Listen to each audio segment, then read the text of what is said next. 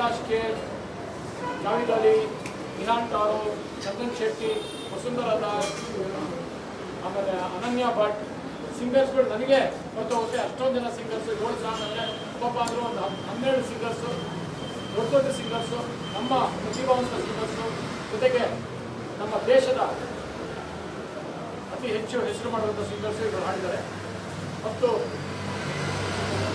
ಒಂದು musical cinema ಮಾಡೋದು ಇವತ್ತಿನ ದಿನಗಳಲ್ಲಿ ತುಂಬ ಕಷ್ಟ. ಯಾಕಂದರೆ ಬಜೆಟ್ ದುಬಾರಿ ಆಗುತ್ತೆ. ಟೆಕ್ನಿಷಿಯನ್ ದೊಡ್ಡ ದೊಡ್ಡ ಟೆಕ್ನಿಷಿಯನ್ ಕೆಲಸ ಮಾಡಿದ್ದಾರೆ.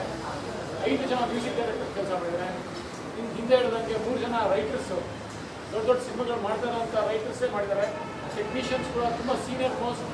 ಯಾವುದೇ ದೊಡ್ಡ ಸಿನಿಮಾ ಇಷ್ಟು ಟೆಕ್ನಿಷಿಯನ್ಸ್ ಇರೋಲ್ಲ, ಅಷ್ಟು ಟೆಕ್ನಿಷಿಯನ್ಸು ಸ್ವಲ್ಪ ತಾರಾಗಣ ಮಾನಸಿ ಸುಧೀರ್ ಇದ್ದಾರೆ, ಸಂಪತ್ ಮೈತ್ರಿ ಇದ್ದಾರೆ, ಸಿ ಕೈ ಚಂದ್ರು ಇದ್ದಾರೆ, ಮುಖ್ಯಮಂತ್ರಿ ಚಂದ್ರು ಇದ್ದಾರೆ, ವಸುಂಧರಾ ದಾಸ್ ಇದ್ದಾರೆ, ಅಬ್ದುಲ್ ಬಾಲಾಜ್ ಇದ್ದಾರೆ, ಪ್ರಿಯಾಂಕಾ ಉಪೇಂದ್ರ ಇದ್ದಾರೆ, ಸಂಜನಾ ಆನಂದ್ ಇದ್ದಾರೆ, ನಮ್ಮ ಮುಸ್ಮಾದ ಯೋಗಿ ಇದ್ದಾರೆ. ಅದರ ಜೊತೆಗೆ ನನ್ನ ಜೊತೆಗಿರೋಂಥ ಇಬ್ಬರು ಪ್ರತಿಭಾವಂತರು ಸಾನಿಯಾ ಅಯ್ಯರ್ ಮತ್ತು ನಮಕೇಶ್ ಪಾದಾರ್ಪಣೆ ಮಾಡ್ತಾರೆ.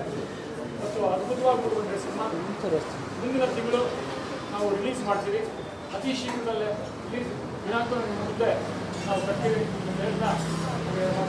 ನಮಸ್ಕಾರ.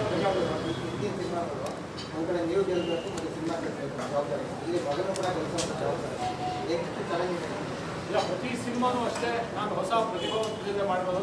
ನೀವೇ ನೋಡಿದ ತುಂಟಾಟನಲ್ಲೂ ಹೊಸಬ್ರು, ಮೋನಾಲಿಸಾದಲ್ಲಿ ಹೊಸಬ್ರು, ಮತ್ತು ಲಂಕೇಶ್ ಪತ್ರಿಕೆಯಲ್ಲೂ ಹೊಸಬ್ರು ಇದ್ರು ಅವಾಗ, ಮತ್ತು ಐಶ್ವರ್ಯನಲ್ಲೂ ಹೊಸಬ್ರು, ಮತ್ತು ಐಶ್ವರ್ಯ ದೀಪಿಕಾ ಪತ್ರಿಕೆ ಹೊಸಬ್ರು, ಉಪೇಂದ್ರ ಸೂಪರ್ ಸ್ಟಾರ್ ಆಗಿದ್ದಾರೆ.